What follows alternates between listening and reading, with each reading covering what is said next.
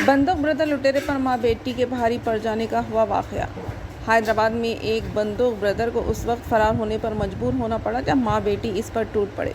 खवातीन की बहादुरी का ये वाकया हैदराबाद के बेगमपेट रसूलपुरा इलाके में जुमेरात की शाम पेश आया।